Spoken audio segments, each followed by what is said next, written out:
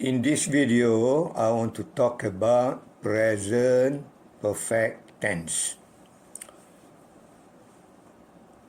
The present perfect tense is used to describe actions that happen at an unspecified time in the past or started in the past and continue until now. Mesti nak ingat tahu ini ya.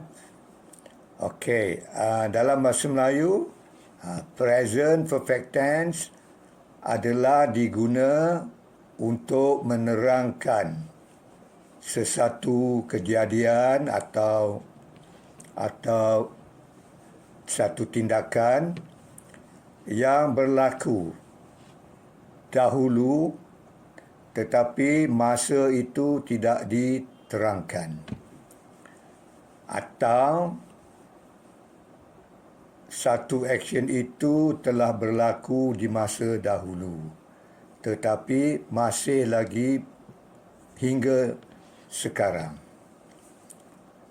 Itu pasal dia dipanggil present perfect tense.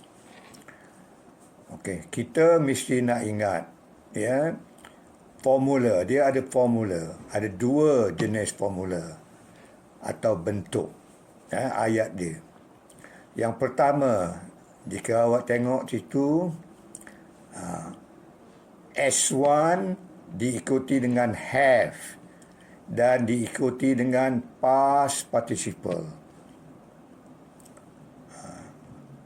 S1 itu apa? Subjek.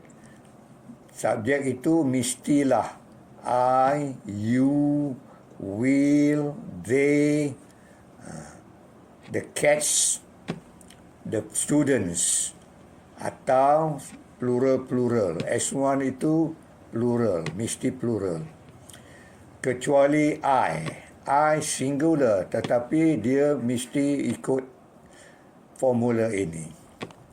Okey, yang kedua pula, S2 diikuti dengan has dan diikuti dengan past participle.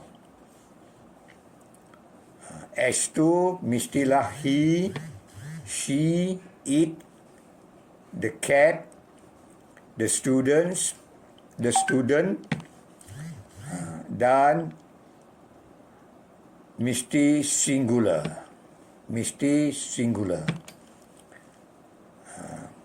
Mesti nak ingat itu. Okey, saya kasih example. Nombor satu, I have eaten sushi. Eaten itu adalah past participle. Awak mesti nak tahu ini. Past participle of verb eat. Ya. I have eaten sushi. Dalam bahasa Melayu, maksudnya apa? Saya pernah makan sushi. Pernah. Jadi maksud itu, dahulu saya pernah makan. Ya, bukan past tense.